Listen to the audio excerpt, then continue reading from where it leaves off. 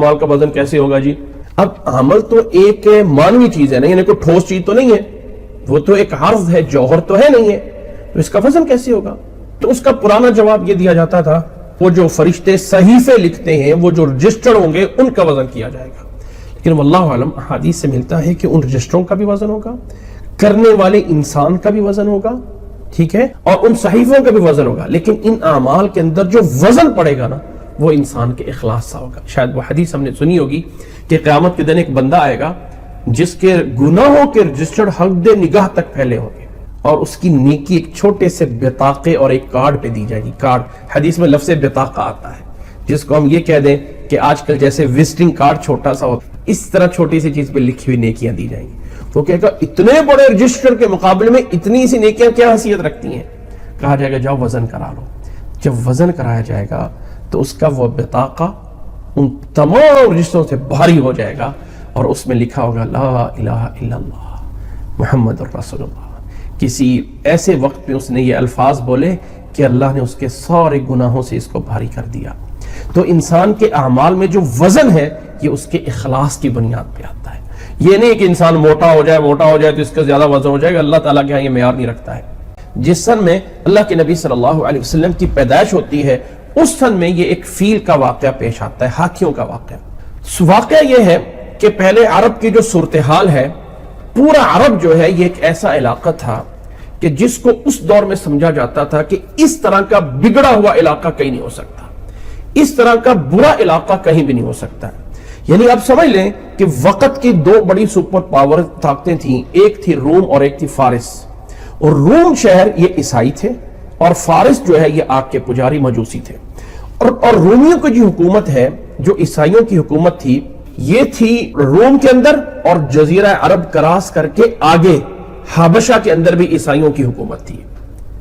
حبشہ میں بھی نبی صلی اللہ علیہ وسلم کے صحابہ جب ہجرت کر کے گئے تھے نا حبشہ میں، یعنی سمندر کو کراس کر کے، یہ جو افریقہ کے اندر حبشہ پایا جاتا ہے، وہاں سے یمن کے قریب وہاں پہ صحابہ کرام گئے تھے، اور وہاں پہ نجاشی تھا جس کی حکومت تھی.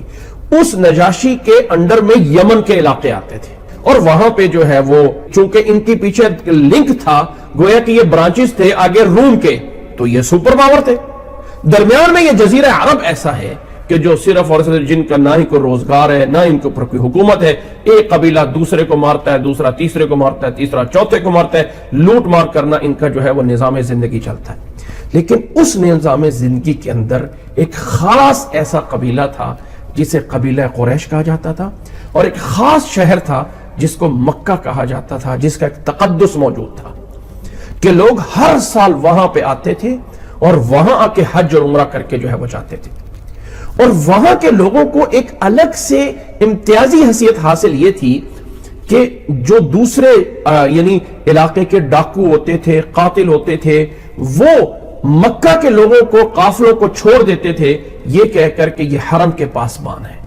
اللہ نے ان کو اتنی عزت دی تھی کہ ان کے اوپر عرب کے دوسرے قبیلے حملہ نہیں کرتے تھے، اور ان کو اس کی وجہ سے مکے کو ایک مرکزیت حاصل تھی کہ یہ اس علاقے کی بہت بڑی منڈی ہے، بہت بڑی تجارتی منڈی ہے، کہ مکے والوں کا ہر سال گرمیوں میں ان کا قافلہ جو ہے وہ جاتا ہے شمال کی طرف، اور سردیوں میں ان کا قافلہ یمن کی طرف جاتا ہے جنوب کی طرف، اور ادھر کا سامان ادھر، ادھر کا سامان ادھر، اور یہ تجارتی قافلے چلتے رہتے ہیں.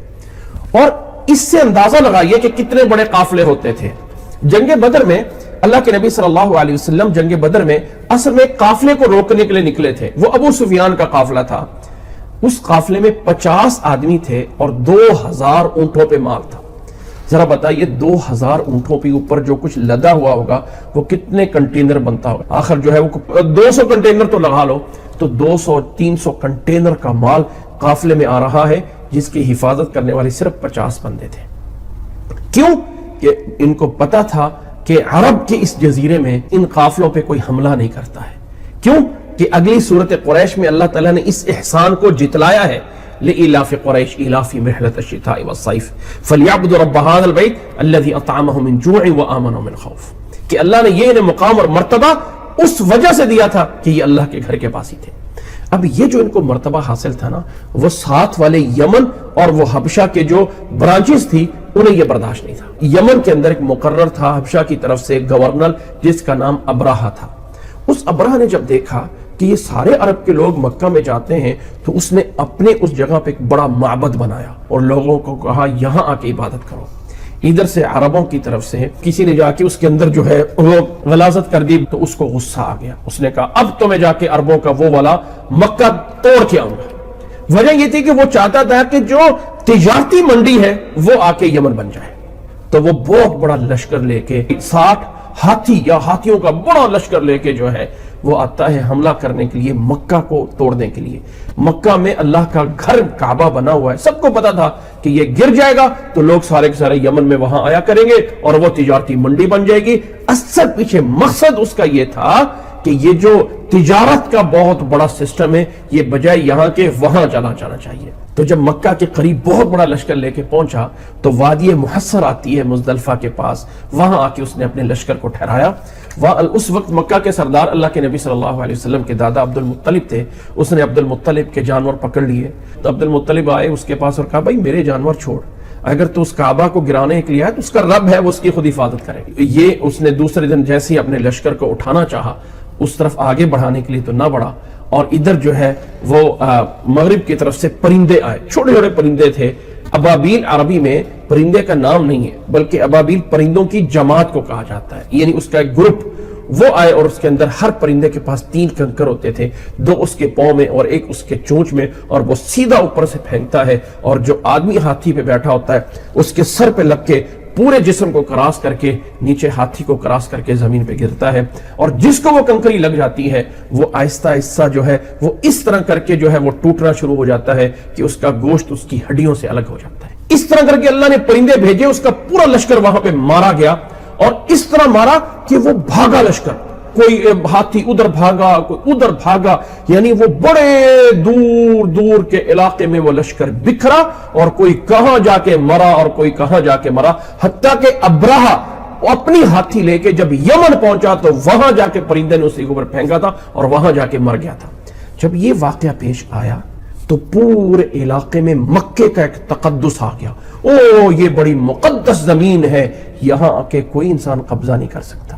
شاید یہ والا واقعہ اللہ کے نبی صلی اللہ علیہ وسلم کے لیے پیش قیمہ تھا، یعنی ایک مقدمہ تھا کہ اللہ پہلے اس علاقے کی تقدس اٹھانا چاہتا تھا کہ جب یہ علاقہ مقدس بن جائے گا تو کل کو یہاں سے پیدا ہونے والا انسان کہے گا کہ میں اللہ کا رسول ہوں، تو لوگ مانیں گے ہاں یہ مکہ سے پیدا ہوا ہے۔ اللہ کے نبی صلی اللہ علیہ وسلم اسی سن میں جو ہے وہ پیدا ہوتے ہیں۔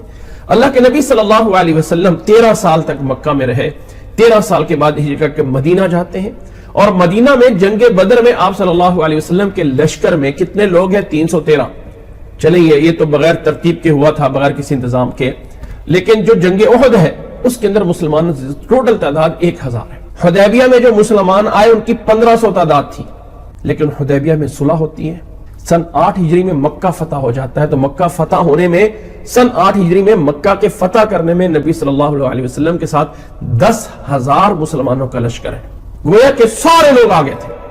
لیکن سن 8 ہجری کے بعد جیسے ہی مکہ فتح ہو گیا تو پورے عرب کو پتا چل گیا کہ آج اگر مکہ فتح ہو گیا ہے نا تو سمجھ لیں کہ اب جو ہے وہ پورا کا پورا لوگ فوج در فوج اس میں جو ہے وہ داخل ہوتے ہیں اس دین اسلام میں، جو کہ آگے صورت نصر میں آ جائے گا۔ تب جا کے 8 ہجری کے بعد جب نبی صلی اللہ علیہ وسلم 2 سال بعد حج کے لیے جاتے ہیں سن 10 ہجری میں، تو آپ کے صحابہ یا مسلمانوں کی تعداد 1 لاکھ سے بھی زیادہ بڑھ جاتی ہے۔ یعنی مکہ کے فتح ہونے کے بعد کی تعداد اور مکہ سے فتح ہونے کے پہلے کی تعداد میں زمین و آسمان کا فرق، کہ یہ تھا وہ ایک واقعہ پیش آیا جو ایک فاتحیوں کا واقعہ تھا، جو نبی صلی اللہ علیہ وسلم کی پیدائش سے پہلے اس شہر کا ایک تقدس ہے جو اللہ تعالیٰ لوگوں کے دلوں میں ڈالنا چاہتا تھا۔ تو اس واقعے کی طرف اشارہ ہے۔ اللہ تعالیٰ نے کہا او انسانوں، وہ جو فیل والا واقعہ ہوا ہے نا وہ بھی اللہ نے کیا ہے، اللہ تعالیٰ کی طرف سے حکم ہوا تھا۔ مسلمانوں میں جمعے کا دن ایک ایسا دن سمجھا جاتا ہے جو عید کا دن ہے، اور اس جمعے کا ایک خطبہ ہے جس کو بڑی اہمیت حاصل ہے۔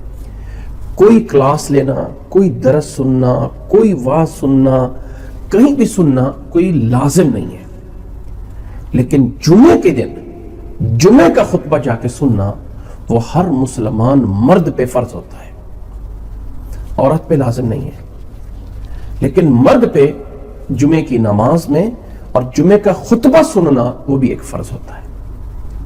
اللہ کے نبی صلی اللہ علیہ وسلم نے ایک حدیث میں بیان فرمایا ہے کہ خیر یوم طلعت فیہ الشمس یوم الجمعہ، اس دنیا میں جتنے بھی دن ہیں ان تمام دنوں سے افضل دن وہ ہے جو جمعے کا دن ہوتا ہے۔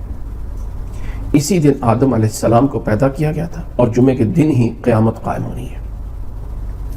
اور اس جمعے کی نماز کے لیے صحیح احادیث کی روشنی میں، صحیح احادیث میں، ویسے تو اگر آپ سننے کو ملے تو آج کل اس سوشل میڈیا پہ بہت بڑا رواج ہے کہ چھوٹے چھوٹی چیزیں بتاؤ اور پتہ نہیں لاکھوں اربوں کھربوں کے جو ہے وہ نیکیاں بتاتے رہو، کہاں ہے اس حدیث میں ہے پتہ نہیں ہے۔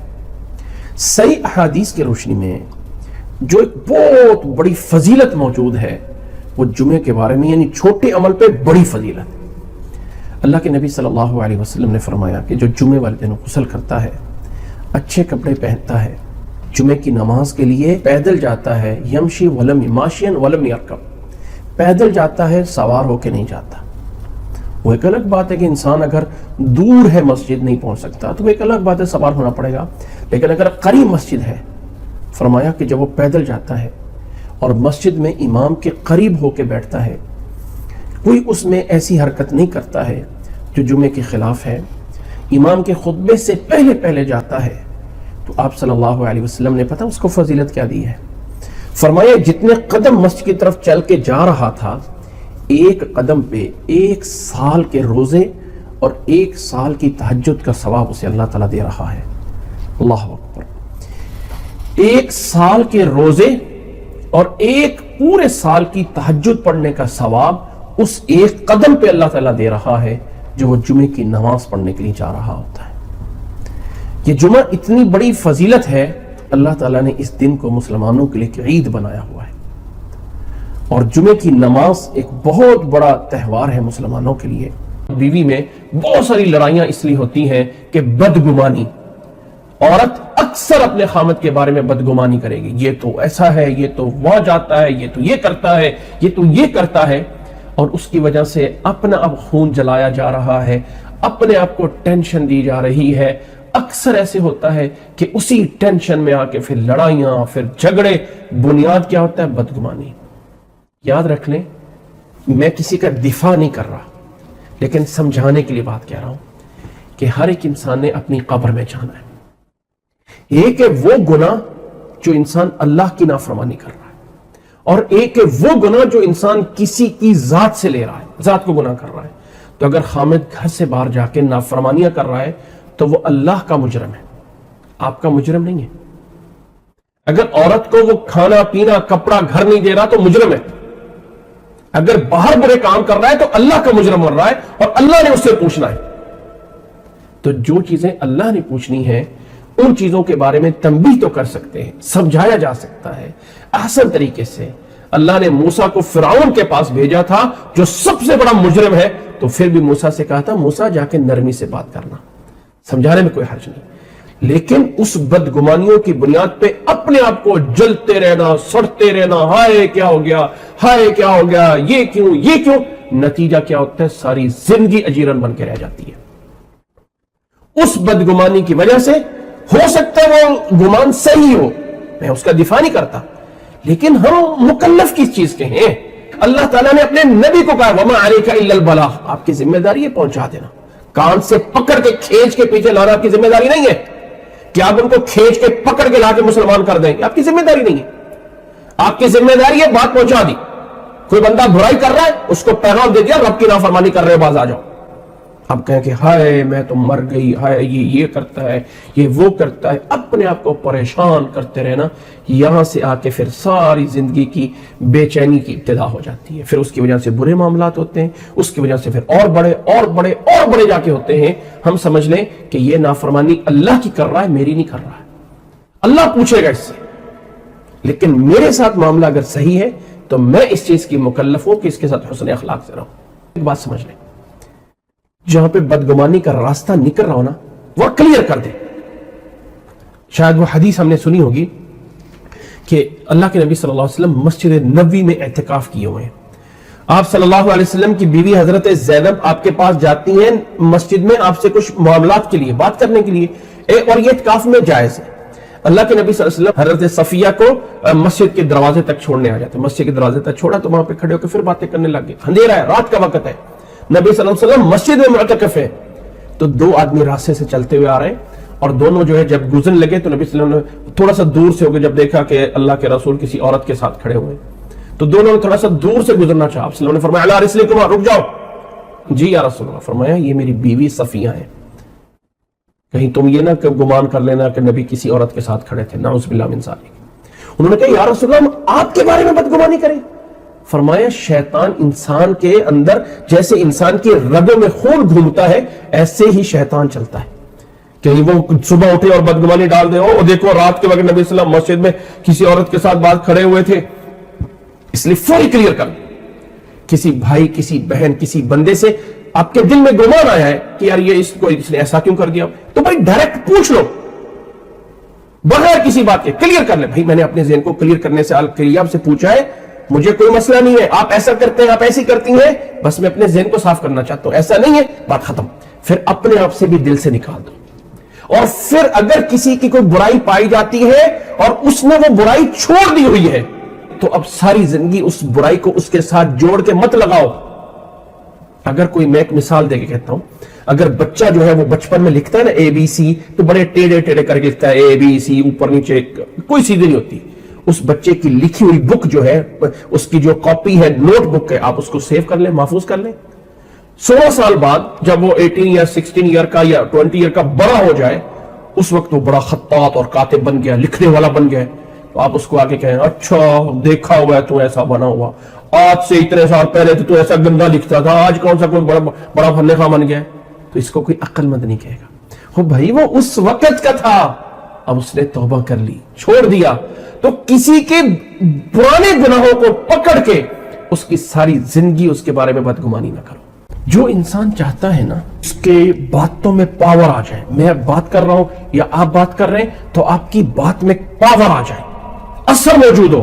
اگر میں کہہ دوں چپ ہو جاؤ تو لوگوں کے اندر میری بات ایک ویلیو رکھتی ہو. آج کل جو ہے نا وہ بازار میں کتابیں ملتی ہیں، چھوٹے چھوٹے پمفل بنائے ہوتے ہیں، جی آپ اپنی بات کو، شخصیت کو متاثر کیسے بنا سکتے ہیں کہ لوگ آپ کو دیکھ کے متاثر ہو جائے کریں. لوگ وہ جو نئی اٹھنے والی لڑکیاں ہوتی ہیں، لڑکے نوجوان ہوتے ہیں، وہ ایسی کتابیں دیکھتے ہیں، ہمیں دیکھ کے جو ہے نا لوگ جو ہے ہمیں بڑا سمجھا کریں. جو انسان چاہتا ہے نا وہ بات کرے تو اس کی بات میں وزن ہو، وہ کوئی بات پیش کرے تو لوگ اس کی طرف متوجہ ہو.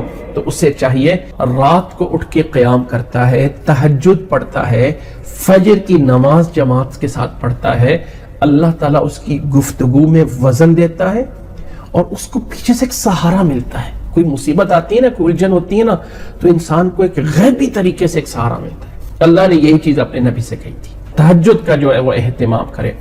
اللہ کے نبی صلی اللہ علیہ وسلم کے بارے میں کچھ باتیں بیان ہوئی. نمبر 1 تو نبی صلی اللہ علیہ وسلم اپنی طرف سے نہیں بولتے بلکہ وہ اللہ کی وحی سے بولتے ہیں. نمبر 2 نبی صلی اللہ علیہ وسلم نے کسی کو دیکھا. کہاں دیکھا؟ وہ افق میں، آسمان پہ. پھر وہ وہاں سے قریب ہوا، نزدیک آ گیا، اور پھر جو ہے وہ وحی کی گئی، اور پھر وہ اتنا قریب ہوا جیسے کہ ایک کمان کے 2 کنارے ہوتے ہیں نا، اتنا قریب ہو گیا. اور فرمایا کہ یہ بات سچی ہے، ایسا نہیں ہے کہ کوئی خواب تھا بلکہ حقیقت ایسی ہے. پھر اسی کو دوبارہ سدرۃ المنتہا کے پاس بھی دیکھا، وہ سدرۃ المنتہا جس پہ چھایا ہوتا ہے جو بھی رب کو منظور ہے. یہ تمام باتیں اس بات کی دلیل ہے کہ لقد رأى من آیات ربہ الکبریٰ، محمد صلی اللہ علیہ وسلم نے رب کی بڑی بڑی نشانیاں دیکھ لی. ان آیات سے کیا یہ نکلتا ہے کہ نبی صلی اللہ علیہ وسلم نے اللہ تعالیٰ کو دیکھا ہے؟ یہ آیات اس بات کی دلیل نہیں، کیونکہ اگر اللہ کو دیکھا ہوتا تو اللہ کی نشانیاں بڑی ہیں یا اللہ کی ذات بڑی ہے؟ یقیناً اللہ کی ذات بڑی ہے، تو آنا چاہیے تھا لقد رأى ربہ. نہیں، یہ نہیں کہا، بلکہ کہا لقد رأى من آیات ربہ الکبریٰ، رب کی بڑی نشانیاں دیکھی. یہ نہیں کہا کہ رب کو دیکھا، کیونکہ بڑی چیز تو رب ہونا چاہیے تھا.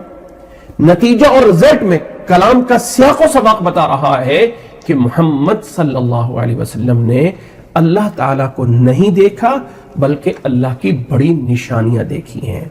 ان آیات کا صحیح معنی یہ ہے کہ نبی صلی اللہ علیہ وسلم نے سب سے پہلے جبریل علیہ السلام کو آسمان پہ دیکھا، مشرق اور مغرب تک چھائے ہوئے تھے، 600 پر تھے اور پورے آسمان کو ڈھانپا ہوا تھا۔ وہ جبریل علیہ السلام محمد صلی اللہ علیہ وسلم کے پاس وحی لے کے نازل ہوئے۔ پہلی رات جب نبی صلی اللہ علیہ وسلم کی طرف وحی آتی ہے، جبریل کو اس کی اصلی شکل میں دیکھا۔ پھر نبی صلی اللہ علیہ وسلم دوبارہ جب معراج کی رات میں ساتواں آسمان کے اوپر گئے، وہاں سدرۃ المنتہا کے پاس جبریل علیہ السلام کو اصلی شکل میں دوبارہ وہاں پہ دیکھا۔ اللہ تعالیٰ نے اپنے نبی صلی اللہ علیہ وسلم کو جبریل علیہ السلام کے ذریعے ساری معلومات سکھائیں۔ یہ ان آیات سے جو ظاہری مفہوم لگتا ہے، لیکن کچھ لوگ ان آیات کو کھینچ تان کے معنی کرنا چاہتے ہیں کہ اللہ تعالیٰ کو نبی صلی اللہ علیہ وسلم نے دیکھا تھا اور معراج کی رات میں ملاقات ہوئی تھی، اور اتنے قریب ہو گئے جیسے ایک کمان دو کنارے ہوتے ہیں، اتنے قریب ہو گئے محمد صلی اللہ علیہ وسلم اللہ تعالیٰ کے، اور وہاں جا کے ہم کلام ہوئے اور آمنے سامنے بیٹھ کر۔ ایسا نہیں ہے۔ حضرت عائشہ رضی اللہ تعالیٰ عنہ سے مسلم میں یہ روایت موجود ہے، فرماتی ہے اس شخص نے بہت بڑا جھوٹ بولا، فقد افترا علی اللہ کذبا، جس نے یہ کہا کہ محمد صلی اللہ علیہ وسلم نے رأى ربہ، اپنے رب کو دیکھا ہے۔ اسی طرح آپ صلی اللہ علیہ وسلم سے پوچھا گیا، یہ بھی روایت مسلم میں موجود ہے، کہ آپ نے اللہ کو دیکھا ہے؟ فرمایا نور انا اراہ، اللہ کی ذات نور ہے، میں ان کو کیسے دیکھ سکتا ہوں؟ تو یاد رکھ لیں، دنیا میں یہاں ہوتے ہوئے دنیا میں انسان اللہ کو نہیں دیکھ سکتا۔ کچھ لوگوں نے ایسے جو ہے واقعات بنائے ہوئے ہیں کہ امام احمد ابن حنبل نے خواب میں اللہ تعالیٰ کو دیکھا تھا۔ بھائی اس کی کیا دلیل ہے؟ کس کتاب میں ہے؟ پتہ نہیں کس کتاب میں، سنی سنائی باتیں ہیں، آگے پھیلتی رہتی ہیں۔ اللہ تعالیٰ نے فرمایا لا تدرکہ الابصار وہو یدرک الابصار، یہ پیچھے بات گزر چکی ہے کہ اللہ تعالیٰ کو دنیا کی اس آنکھ سے نہیں دیکھا جا سکتا۔ موسیٰ علیہ السلام کا واقعہ موجود ہے کہ جب طور پہ انہوں نے کہا اللہ تعالیٰ میں تجھے دیکھنا چاہتا ہوں، قال رب ارنی انظر الیک قال لن ترانی، تو اے موسیٰ تو مجھے نہیں دیکھ سکتا، جنت میں جا کے دیکھنا ہے، رب کا دیدار ہوگا لیکن دنیا میں نہیں۔ سورۃ نجم کی یہ آیات اللہ کے نبی صلی اللہ علیہ وسلم کے ساتھ قریب ہونا، سکھانا، نیچے آنا، یہ ساری صفات فرشتے کی ہیں۔ طلاق ہو گئی ہے، اب یہ نہیں ہے کہ وہ تمہاری دشمن ہو گئی ہے یا عورت کے لیے خامد دشمن ہو گیا ہے، جب تک اس کی عدت پوری نہیں ہوتی ہے، ایک اور دو طلاق کے بعد اسے چاہیے کہ خامد کی طرف سے رہائش لینا، کھانا لینا، کپڑا لینا، یہ اس کا حق ہے۔ فرمایا وہ وہیں پہ اسکنوہن، انہیں رکھو وہیں پہ جہاں تم رہتے ہو اپنی طاقت کے حساب سے، ولا تضاروہن، اور انہیں تنگی نہ دو، تنگ نہ کرو، لتضیقوا علیہن، تاکہ ان پر جو ہے وہ پریشر پڑے، اور تم انہیں جو ہے تنگی دو تاکہ وہ پریشر سے خود جو ہے وہ نکلے۔ وَإِن كُنَّ أُولَاتُ حَمْلٍ، اب اگر وہ عورت جو ہے وہ حاملہ ہیں تو فرمایا فَأَنفِقُوا عَلَيْهِنَّ، ان پر خرچ کرو، حَتَّى يَضَعْنَ حَمْلَهُنَّ، یہاں تک کہ وہ اپنے بچے کو جنم دے دیں۔ اب بچے کو جنم دینے کے بعد کیا کرنا ہے؟ بچے کا کیا بنے گا؟ فرمایا فَإِنْ أَرْضَعْنَ لَكُمْ فَآتُوهُنَّ أُجُورَهُنَّ، اب اگر وہ بیوی تم اسے طلاق دے چکے ہو، وہ تمہارے بچے کی ماں بن گئی ہے، اب اگر وہ بچے کو دودھ پلاتی ہے تو تمہیں اس کو خرچہ دینا ہے۔ فَآتُوهُنَّ أُجُورَهُنَّ وَأْتَمِرُوا بَيْنَكُمْ بِمَعْرُوفٍ، طلاق ہو چکی ہے، بچہ پیدا ہو گیا ہے، فرمایا آپس میں معروف طریقے سے اس کے معاملے کو اور مشورے سے طے کرو۔ اتنا میں دوں گا، دودھ پلاتی رہو گی، میں تمہیں اتنا جو ہے وہ دیتا رہوں گا، جبکہ وہ بیوی نہیں ہے۔ لیکن اسلام پھر بھی کہتا ہے کہ وَلَا تَنْسَوْا الْفَضْلَ بَيْنَكُمْ، آپس میں ایک دوسرے کا جو احسان مندی کے دن ہوتے ہیں نا، اس کو مت بھلاؤ۔ آپس میں ایک دوسرے کے ساتھ جو ایک اچھا ٹائم گزرا ہوا نا، اس کو جو ہے وہ مت بھولو۔ فرمایا اب اگرچہ جو ہے وہ تمہارا طلاق ہو گئی ہے لیکن وہ عورت حاملہ ہے، اب بچے کے حمل تک اس کے اوپر خرچ کرتے رہو۔ بچہ ہو گیا ہے، اب بچے کو دودھ اسی نے پلانا ہے تو پھر اس کو خرچہ بھی دینا ہے۔ وَأْتَمِرُوا بَيْنَكُمْ بِمَعْرُوفٍ، اور آپس میں جو ہے وہ ایک دوسرے کے ساتھ اچھی مناسب طریقے سے مشورے کر لو۔ وَإِن تَعَاسَرْتُمْ، اور اگر تمہارے لیے یہ مشکل ہو جائے، فَسَتُرْضِعُ لَهُ أُخْرَىٰ، تو کوئی دوسری عورت بھی اس کو بچے کو دودھ پلا سکتی ہے۔ ہمارے ہاں تو یہ تصور ہی نہیں پایا جاتا کہ جس کا بچہ ہے اس کے علاوہ بھی اس کو کوئی لے کے چلا جائے اور اس کو جو ہے وہ دودھ پلا دے. ہمارے ہاں یہ تصور نہیں ہوتا, جبکہ عربوں میں ہاں ایسا تھا. اللہ کے نبی صلی اللہ علیہ وسلم خود پیدا ہونے کے بعد 4 سال تک حلیمہ سعدیہ کے پاس اور وہ انہیں دودھ پلاتی رہی, درمیان میں آتے جاتے رہے. لیکن یہ ہے کہ بچے کو دودھ پلانے کے لیے دائیا کا انتظام کیا جاتا تھا, آیا ہوتی تھی جس کے پاس. تو اسلام میں اس کا تصور موجود ہے, وہ خود نہیں دودھ پلا رہی, کوئی حرج نہیں ہے, آپ جو اس کے لیے دوسرا انتظام کرو.